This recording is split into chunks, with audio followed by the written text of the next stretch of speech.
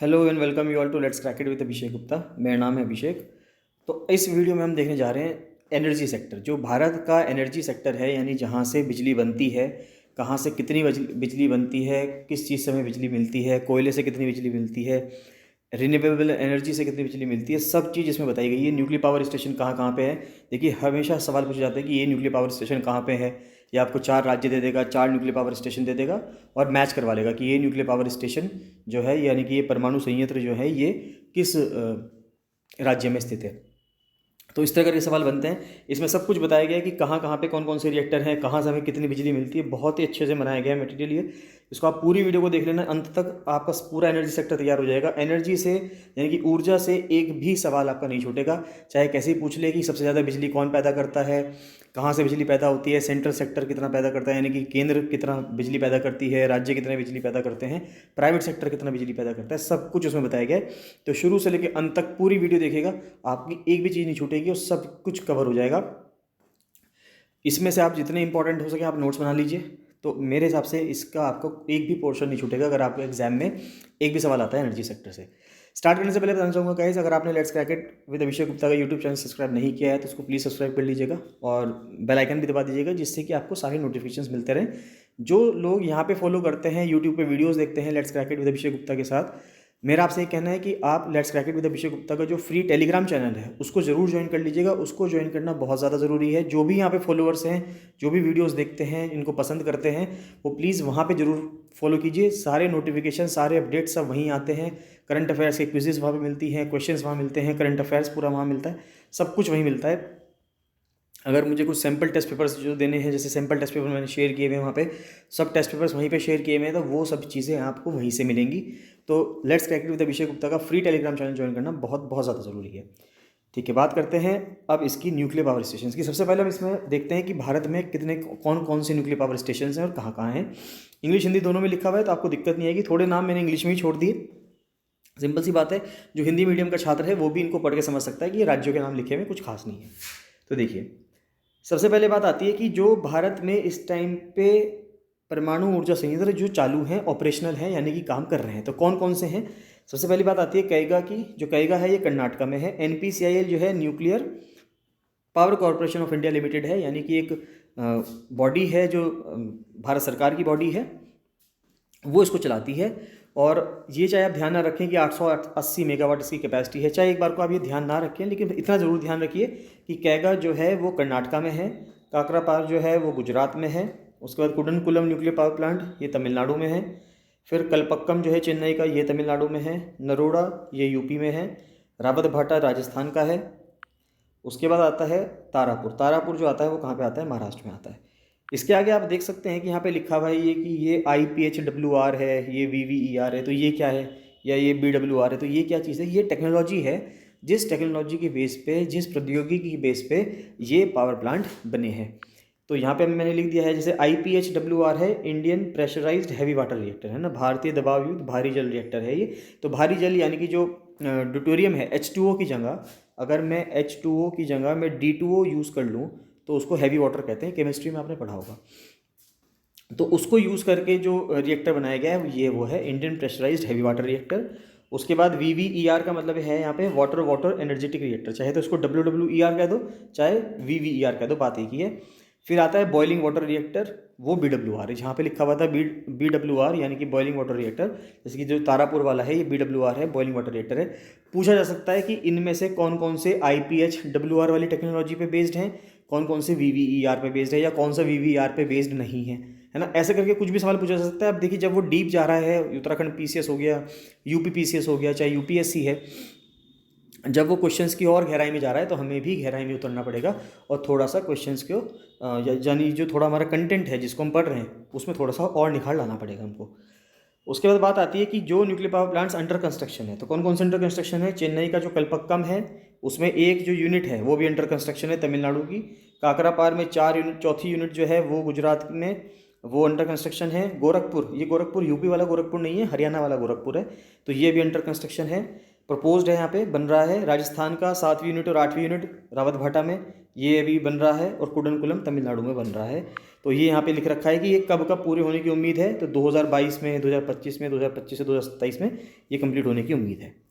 उसके बाद आती है कि प्लान्ड न्यूक्लियर पावर प्लांट्स कौन कौन से हैं, यानी कि जो प्लान्ड है, जैसे एक तो कैगा का है, फिर एक जैतपुर जो है महाराष्ट्र में, ये अभी प्लान्ड है लेकिन ये अभी बनना शुरू नहीं हुआ है। ये मतलब अब बनना शुरू होगा, प्लान्ड है तो इसके ऊपर काम शुरू हो जाएगा। फिर एक कोवाड़ा है, ये आंध्र प्रदेश में, कवाली है आंध्र प्रदेश में, गोरखपुर हरियाणा में, ये प्लान्ड है। उसके बाद मही बांसवाड़ा, ये राजस्थान का है, चुटका एमपी का है, चेन्नई, तो चेन्नई में एक पावर प्लांट बनाने की बात कर रहे हैं, तमिलनाडु में बनेगा। तो अब आप ये देख लीजिएगा, ये सब प्लान्ड हैं। इनके ऊपर सवाल बन सकते हैं कि जैसे कुवाड़ा या कवाली, ये पूछ लेंगे कि ये कहाँ पे बन रहे हैं, ये आंध्र प्रदेश में बन रहे हैं, गोरखपुर हरियाणा में बन रहा है, चुटका एमपी में बन रहा है, और बांसवाड़ा वाला जो है वो राजस्थान में बन रहा है। बाकी देखिए, चेन्नई में पहले भी था, कैगा में पहले भी है, तो हो सकता है ये ना पूछे। एक जैतपुर पूछ सकता है, जैतपुर महाराष्ट्र में बनेगा। तो ये नए हैं पावर प्लांट्स जो कि प्लान्ड हैं, जो कि बनने हैं, तो इनके ऊपर सवाल जरूर बन सकता है। पुराने वालों को भी देख लीजिएगा जो हमने ऊपर डिस्कस करे, और एक बार ये जो नए वाले हैं इनको भी देख लीजिएगा, वीडियो पीछे करके देख लीजिएगा बाद में। उसके बाद बात आती है कि अब कौन कौन कितनी कितनी बिजली बना रहा है। तो देखिए, ये बिल्कुल लेटेस्ट डेटा है, 31 जनवरी 2022, यानी कि आज हम अभी जो वीडियो रिकॉर्ड हो रही है ये 15 फरवरी को रिकॉर्ड हो रही है, यानी 15 दिन पहले का, 15 दिन पहले का डेटा है, इससे लेटेस्ट नहीं है अभी, बिल्कुल अभी यही डेटा है। अगर इसमें कुछ अपडेट होता है तो मैं आपको बता दूंगा, लेकिन मुझे उम्मीद नहीं है कि 27 मार्च और 3 अप्रैल से होने वाला जो पेपर है उससे पहले कोई अपडेशन नहीं होगा। 27 मार्च के पेपर के लिए और 3 अप्रैल के पेपर के लिए ये बिल्कुल लेटेस्ट डेटा है, और यही सत्य है, आप इस पर विश्वास कर सकते हैं। इसमें से जो भी सवाल बनेगा वो आपका बिल्कुल सही होगा, एक भी सवाल गलत नहीं होगा। तो अब बात करते हैं कि कैपेसिटी कितनी है। अगर हम देखें कि जनवरी 2022 की स्थिति के अनुसार हम देखें कि भाई किस किस तरह से कहाँ कहाँ पे क्या क्या सेक्टर में बिजली पैदा हो रही है, तो क्यूमुलेटिव अचीवमेंट देख लेते हैं। 31 जनवरी 2022, यानी कि आज से 15 दिन पहले की बात कर रहा है। तो देखो, सबसे ज़्यादा जो इंस्टॉल्ड कैपेसिटी है, यानी कि जो स्थापित करी हुई है, आरई का मतलब है यहाँ पे रिन्यूएबल एनर्जी, है ना, जिस ऊर्जा को आप रिन्यू कर सकते हो, यानी कि दोबारा से पैदा कर सकते हो, मेगावाट में कैपेसिटी है। तो किसकी बात की गई है? जो सोलर पावर है, सोलर पावर सबसे ज़्यादा है पहली बात तो, और कितनी है? 42,430 मेगावाट है। उसके बाद दूसरे नंबर पर आती है विंड पावर, जो अपने आप में 40,000 है, ठीक है। उसके बाद तीसरे नंबर पे आती है बायोमास। तो बायोमास से, यानी कि बैगीज से जो को जनरेशन हो रहा है वो 9,403 है। तो इससे सबसे ज़्यादा बिजली बनती है। यहाँ पे मैंने लिख रखा है, एक बार दिखा देता हूँ आपको। सबसे ज़्यादा बन रही है सोलर एनर्जी से पहले नंबर पे, दूसरे नंबर पे है विंड एनर्जी से, तीसरे नंबर पे है बायोमास और बैगीज को जनरेशन से। तो 9,400 कुछ जो मेगावाट बन रही है, तीसरे नंबर पर बायोमास है। सबसे कम जो बन रही है वो किससे बन रही है? सबसे कम बन रही है वेस्ट टू पावर से, यानी कि जो वेस्ट टू पावर है, यानी ये वाला कचरा से बिजली बनाने वाला जो सिस्टम है, 199 मेगावाट, ये सबसे कम बना रहा है। तो एक एक करके देख लेते हैं किस किस में कितना कितना है। तो सबसे जो पहले नंबर पे है सोलर एनर्जी या सोलर पावर, वो 42,430, विंड पावर 40,100। देखिए, ये तो है solar power ground mounted. Ground mounted का मतलब हो गया कि जो सोलर पैनल्स हम लोगों ने ज़मीन पे लगाए हैं, ग्राउंड्स पे लगाए हैं, बड़े बड़े पावर प्लांट्स बनाए गए हैं, उसके तहत। उसके बाद आते हैं सोलर पावर रूफ टॉप, जिन लोगों ने अपनी अपनी छतों पे लगाए हैं। तो रूफ टॉप से जो सोलर पावर बनती है वो कितनी बन रही है? 6,405 मेगावाट बन रही है। उसके बाद आता है सोलर फोटोवोल्टाइक सिस्टम, यानी कि वही सोलर पैनल जो है ऑफ ग्रिड। यानी देखिए, अब क्या हुआ कि कुछ तो जो ग्रिड से कनेक्टेड हैं, जो नेशनल ग्रिड बना हुआ है जिससे पूरे देश में बिजली घूमती है, ये सारे ऊपर वाले जो हैं विंड एनर्जी, सोलर एनर्जी, ये तो ग्रिड से जुड़े हुए हैं। लेकिन जिन लोगों ने अपने अपने घरों में लगा रखे हैं, लेकिन वो ग्रिड से तो जुड़े भी नहीं, वो तो उनके घर को एनर्जी दे रहे हैं, तो उसके लिए कितना है? वो 1467 मेगावाट जो है बिजली पैदा हो रही है पूरे भारत में। स्मॉल हाइड्रो पावर उन प्लांट्स को कहा जाता है, उन पावर प्लांट्स को कहा जाता है जो पानी से बिजली बनाती हैं, जिनकी कैपेसिटी 25 मेगावाट से कम होती है। जो भी हाइड्रो पावर प्लांट 25 मेगावाट से कम कैपेसिटी का होगा उसको हम स्मॉल हाइड्रो पावर कहते हैं, और वो कितना बना रहा है? वो 4839 मेगावाट बनाता है। फिर बायोमास का जो है वो 9,403 है। बायोमास जो नॉन बैगीज वाला है वो 772 है। वेस्ट टू पावर, यानी कचरे से बिजली बनाने वाला जो सिस्टम है, वो 199 मेगावाट बनाता है। और वेस्ट टू एनर्जी जो ऑफ ग्रिड है, यानी कि जहाँ जो चीज़ ग्रिड से नहीं जुड़ी हुई, वो 234.97 बना रहा है। तो ऐसे करके ये पूरा सिस्टम है। जो न्यू एंड रिन्यूएबल एनर्जी अगर हम देखें कि जो रिन्यूएबल एनर्जी है, यानी कि वो ऐसी ऊर्जा जो रिन्यू हो सकती है, वो बन रही है। तो इसके तहत तो टोटल कितना है? टोटल है 1,05,854.11 मेगावाट जो है बिजली वो बन रही है इसके तहत। इसके बाद थोड़ी सी आ जाती है MNRE की बात अगर हम करें, ministry of new and renewable energy की, तो ये इंपॉर्टेंट है, पूछा जा सकता है इसके बारे में। तो ये अपने आप में एक नोडल मिनिस्ट्री है भारत सरकार की, और जितने भी न्यू और रिन्यूएबल एनर्जी के जो मैटर्स होते हैं वो सब चीज़ इसमें डील करता है। हिंदी में भी लिखा हुआ है, तो जो इंग्लिश के हैं वो इंग्लिश के पढ़ लीजिए, हिंदी वाले हिंदी में पढ़ लीजिए। इस मिनिस्ट्री का एम है कि आप डेवलप करो, डिप्लॉय करो नए और renewable energy to supplement the energy requirement. अब देखिए हमारे यहाँ ज़्यादातर बिजली जो पैदा होती है वो कोयले से होती है, ये भी हम आगे देखेंगे भी कि कोयले से किस तरह से बिजली बन रही है। तो कोयले में सबसे ज़्यादा बिजली जो बनती है वो किससे बनती है? कोयले से बनती है, डीजल से बन रही है, पेट्रोल से बन रही है, किससे बिजली बनती है सबसे ज़्यादा? पावर प्लांट्स में क्या इस्तेमाल होता है वो भी हम आगे देखेंगे। तो ये चीज़, इसका एम क्या था MNRE मिनिस्ट्री का, कि भाई हमको जो कोयले से या दूसरी ऐसी चीज़ों से जहाँ से धुएँ निकलते हैं, फॉसिल फ्यूल जलता है, उस वाली एनर्जी से बचकर हम क्या करें, एक ऐसी एनर्जी यूज़ करें जिसमें धुआं ना निकलता हो, पॉल्यूशन ना होता हो। तो इसके लिए क्या काम किया गया? इसके लिए सबसे पहले 1981 में इसकी जो आज जो हम ministry of new and renewable energy कहते हैं, MNRE कहते हैं, ये कैसे बनी?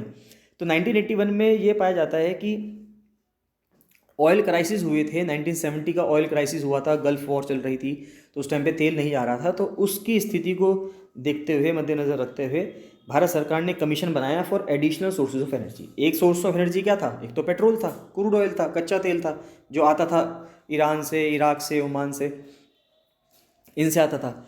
अब लेकिन जब उस टाइम पे 1970 के टाइम पे वहाँ पे बहुत दिक्कतें होने लगी भारत देश में, और तेल नहीं था भारत के पास, और हमारे पास इतना पैसा भी नहीं था कि बैलेंस ऑफ पेमेंट क्राइसिस हो रहा था कि हम दूसरे देशों को पैसा दे पाएँ तेल खरीदने के। तो भारत सरकार ने कदम उठाया कि हम वो सोर्सेज ढूंढते हैं जिससे कि हम एडिशनल बिजली बनाना शुरू कर दें और हमें पेट्रोल या डीजल खरीदना ना पड़े। तो कमीशन बनाया गया एक एडिशनल सोर्सेज ऑफ एनर्जी का 1981 में, यानी कि इंदिरा गांधी गवर्नमेंट के दौरान। देन आता है department of non conventional source of energy, 1982 में इसका नाम चेंज करके DNES कर दिया गया। फिर उसके बाद 1992 में 10 साल बाद ministry of non conventional energy sources बनाया गया, और 1992 में जो ministry of non conventional energy sources था, इसको 2006 में नाम बदल के MNRE कर दिया गया, ministry of new and renewable energy. तो न्यू एंड रिन्यूएबल एनर्जी का नाम जो पड़ा आज, जो मिनिस्ट्री का नाम, वो 2006 में पड़ा। ये बहुत इंपॉर्टेंट है, पूछा जा सकता है। जो रोल है न्यू और रिन्यूएबल एनर्जी का, has been assuming increasing significance in recent times. तो देखिए न्यू और रिन्यूएबल एनर्जी की एज्यूमिंग जो सिग्निफिकेंस है वो बढ़ती जा रही है। अगर हम आगे प्रेजेंट टाइम में देखें तो हम इलेक्ट्रिक व्हीकल की बात कर रहे हैं, तो यानी कि इनकी जो सिग्निफिकेंस है वो बढ़ती जा रही है। Growing concern for the countries energy security, और हमारे जो देश के लिए जो एनर्जी सिक्योरिटी का जो इशू है उस पर भी ये मैटर करता है, क्योंकि हम लोग बहुत ज़्यादा डिपेंडेंट है, हाईली डिपेंडेंट है फॉरेन सोर्सेज से, जैसे कि ईरान हो गया, वेनेजुएला हो गया, या सऊदी अरेबिया हो गया, या USA हो गया, जहाँ से हमारे यहाँ तेल इंपोर्ट होता है, जिसके वजह से हमें बहुत सारा हमारा पैसा वहाँ देना पड़ता है। Energy self sufficiency was identified as the major driver for new and renewable energy, कि हमने ये सोचा कि हम एनर्जी सेल्फ सफिशिएंट होंगे, यानी कि भारत देश जितनी उसकी एनर्जी की रिक्वायरमेंट है उतनी खुद बनाएगा। हालांकि अपने आप में बहुत मुश्किल है, लेकिन हमने उसके लिए थोड़ी बहुत कोशिश करनी स्टार्ट की है। In the country in the wake of the 2 oil shocks of the 1970s, तो 1970 में जो ऑयल शॉक्स थे, यानी कि ऑयल तेल के रेस्पेक्ट में जो झटके लगे थे पूरी दुनिया को और इंक्लूडिंग भारत को, उसके लिए इसको बनाया गया था।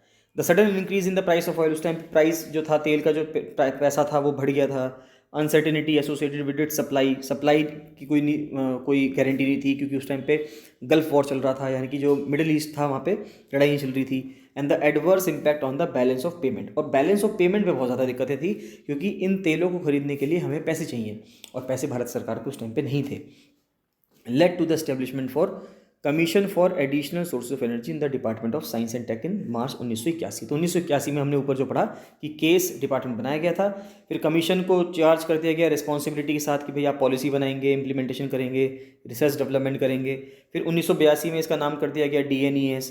फिर उसके बाद उसको बाद में मिनिस्ट्री ऑफ एनर्जी के अंदर रख दिया गया, और 1992 में DNES को ministry of non conventional energy sources बना दिया, और 2006 में इस मिनिस्ट्री को MNRE बना दिया। तो ये बहुत इंपॉर्टेंट है, इसको आप पढ़ लेना, नोट्स बना लेना। उसके बाद आती है पावर सेक्टर, ये मोस्ट इंपॉर्टेंट है इसका टॉपिक का, ये मोस्ट इंपॉर्टेंट है पावर सेक्टर। अब पूरा पावर सेक्टर देखते हैं भारत का, कि भारत में बिजली कहाँ कहाँ किस किस तरह से बनती है, कौन कौन से सोर्सेज से बिजली बनती है, कितनी बिजली बनती है, और हमें सबसे ज़्यादा जो बिजली मिलती है वो कहाँ से मिलती है। बहुत इंपॉर्टेंट, इसको ध्यान से देखिए।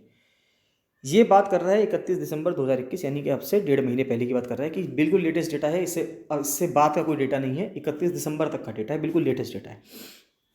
तो अब देखते हैं, तो देखिए सबसे ज़्यादा जो बिजली पैदा करता है वो करता है प्राइवेट सेक्टर 48%। अगर मैं बात करूं कि 100% बिजली पैदा हो रही है तो 100% यानी टोटल भारत में जितनी भी बिजली पैदा होती है उसका 48.4% बिजली कौन पैदा करता है? प्राइवेट सेक्टर पैदा करता है। उसके बाद दूसरे नंबर पर जो बिजली पैदा कर रहा है 26.5%, वो कौन कर रहा है? स्टेट सेक्टर, यानी कि जो राज्य क्षेत्र है, यानी कि हर राज्यों के अंदर जो अलग अलग पावर प्लांट हैं या वो जिस तरह से बिजली पैदा कर रहे हैं जो कि राज्य क्षेत्र के अंदर आता है, यानी कि राज्य के अंडर में है, उससे सबसे ज़्यादा फिर बिजली पैदा हो रही है दूसरे नंबर पे 26.5%। उसके बाद तीसरे नंबर पे जो बिजली पैदा हो रही है वो हो रही है सेंट्रल सेक्टर से, केंद्रीय क्षेत्र से 25.1। तो 25.1 जो बिजली पैदा हो रही है वो सेंट्रल सेक्टर से होगी। तो सबसे ज़्यादा बिजली कौन पैदा कर रहा है? प्राइवेट कर रहा है। दूसरे नंबर पे स्टेट कर रहा है, तीसरे नंबर पे सेंट्रल कर रहा है। यही डेटा है, इसको आप ध्यान से रख लेना कि बहुत ज़रूरी है, एग्जाम में पूछा जाएगा, यही पूछा जाएगा। आपको ये तीनों दे देगा कि सबसे ज़्यादा बिजली कौन पैदा करती है। इसको क्या लगाइए? इसको ये लगाइए कि बढ़ते से घटते क्रम में या घटते से बढ़ते क्रम में, अवरोही क्रम आरोही क्रम, यानी कि इंक्रीजिंग ऑर्डर डिक्रीजिंग ऑर्डर, किसी भी ऑर्डर में लगवाने के लिए वो आपसे दे सकता है। उसके बाद बात करते हैं कि अब बिजली बना कौन कौन रहा है। तो देखते हैं कि एक तो बिजली बना रहा है फॉसिल फ्यूल, यानी कि जीवाश्म ईंधन, जिसकी हेल्प से हम बिजली बना रहे हैं। तो जीवाश्म ईंधन जो बिजली बना रहा है वो बना रहा है 59.8%, है ना, यानी कि 60% से 0.2% कम बना रहा है बिजली फॉसिल फ्यूल।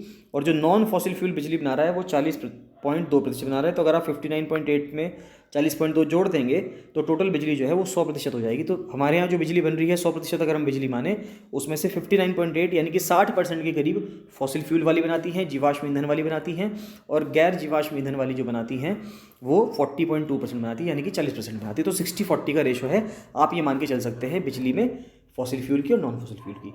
अब फॉसिल फ्यूल के अंदर जो बिजली बनती है वो कौन कौन से सोर्सेज से बिजली बनती है? एक तो बनती है कोयले से, लिग्नाइट से, गैस से और डीजल से। तो सबसे ज़्यादा जो बिजली बनती है 59.8% में से 51% जो बिजली बनती है वो कोयले से। यानी कि भारत में इस्तेमाल होने वाली जो बिजली है, जितनी भी इलेक्ट्रिसिटी हम पूरे भारत में इस्तेमाल कर रहे हैं, उसका 50% से ज़्यादा, आधी बिजली तो कोयले से ही बन रही है। ये बहुत इंपॉर्टेंट बात है। तो यानी कि आधी बिजली, यानी कि हम कोयले पे हाईली डिपेंडेंट हैं बिजली के लिए। तो 51.7% अगर आप देखेंगे तो जो बिजली बन रही है एक नंबर पे वो कोयला, यानी कि कोयले से सबसे ज़्यादा बिजली बनती है। दूसरे नंबर पे बिजली कौन बना रहा है? दूसरे नंबर पे बिजली बना रही है गैस, 6.3%। तो गैस का इस्तेमाल करके, नेचुरल गैस का हम इस्तेमाल करके क्या करते हैं, 6.3% बिजली बना रहे हैं। उसके बाद तीसरे नंबर पे जो बिजली हम बना रहे हैं वो बना रहे हैं लिग्नाइट से, 1.7%। और चौथे नंबर पे डीजल का इस्तेमाल करते हैं थोड़ा बहुत बिजली बनाने के लिए। तो 0.1% जो हम बिजली बना रहे हैं वो किससे बना रहे हैं? डीजल से। तो सबसे ज़्यादा बिजली कोयले से, दूसरे नंबर पे गैस से, तीसरे नंबर पे लिग्नाइट से, चौथे नंबर पे डीजल से। लिग्नाइट भी अपने आप में कोयले का एक रूप है, लेकिन उसको थोड़ा अलग रखा गया है, इसलिए उसको लिग्नाइट अलग से लिख दिया। तो यहाँ पे अब हम ये देखते हैं, ये जो बिजली बनी है ये फॉसिल फ्यूल से बनी है, जीवाश्म ईंधन से बनी है। अब देखते हैं कि वो बिजली जो गैर जीवाश्म ईंधन से बनाई गई है उसके बारे में बात करते हैं। तो देखो जो सबसे ज़्यादा बिजली बनाई है, हालांकि देखिए यहाँ पे लिखा हुआ है renewable energy sources, hydro energy को जोड़कर, वैसे तो वो 38.5% है।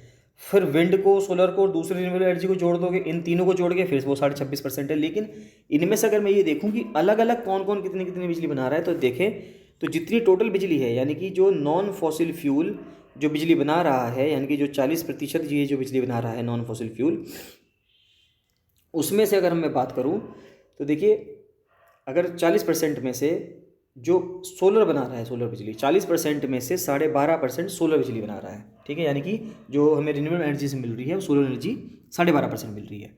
दूसरे नंबर पे आती है हाइड्रो, हाइड्रो है 11.9%। अब क्या बात है कि अगर आप ऊपर देखेंगे, थोड़ी देर पहले मैंने आपको बताया कि जो स्मॉल हाइड्रो पावर प्लांट थे वो तो बिजली कम बना रहे थे विंड पावर के मुकाबले, लेकिन आप यहाँ पे ध्यान दीजिए हाइड्रो पावर और स्मॉल हाइड्रो पावर में डिफरेंस है।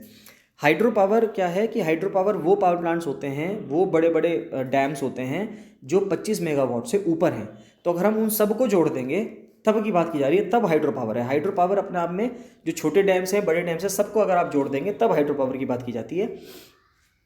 तो हाइड्रो पावर को भी, जैसे क्योंकि हाइड्रो पावर एक नॉन फॉसिल फ्यूल है, तो हाइड्रो पावर दूसरे नंबर पे है, वो 11.9% बिजली बनाता है 40% में से। तीसरे नंबर पे आती है हवा, विंड से जो एनर्जी बनती है वो 10.2% बिजली बनती है, टोटल जो बिजली भारत में बनती है। तो अगर आप ऐसे देखेंगे तो टोटल मिला के 40.2% है। और सबसे कम जो बनाती है वो वेस्ट टू एनर्जी, यानी वेस्ट टू एनर्जी भी बिल्कुल नया कॉन्सेप्ट है, इस पर अभी काम चल ही रहा है। 0.1% बिजली बनती है फिलहाल वेस्ट टू एनर्जी से। तो 40.2%। जो स्मॉल हाइड्रो पावर है, देखिए ये अलग से कैटेगरी बनी हुई है, इससे 1.2% बनता है, न्यूक्लियर पावर से 1.7% बनता है बिजली। तो यही है, ये सबसे लेटेस्ट डेटा है। आप इसके नोट्स बना लीजिए, इसको बनाने में बहुत टाइम लगा है, तो मैं आपसे ये कहूँगा कि आप इसकी थोड़ी सी वैल्यू कर दीजिएगा, इस वीडियो को जरूर लाइक दीजिएगा अगर आपको वीडियो पसंद आई है। तो मेरा आपसे यही कहना है कि इन नोट्स को आप बहुत अच्छे से बना लीजिएगा। 27 मार्च को होने वाला पेपर और 3 अप्रैल को होने वाला पेपर के लिए बहुत ज़्यादा इंपॉर्टेंट है। इसमें से डेफिनेटली सवाल आएंगे एनर्जी सेक्टर में से, और एनर्जी सेक्टर में से अगर आप इस वीडियो को पढ़ के चले जाएंगे तो कोई भी सवाल गलत नहीं होगा, आप सारे सवाल वहाँ पे करके आ पाएंगे। चलिए मिलते हैं नेक्स्ट वीडियो में। So thank you and bye bye.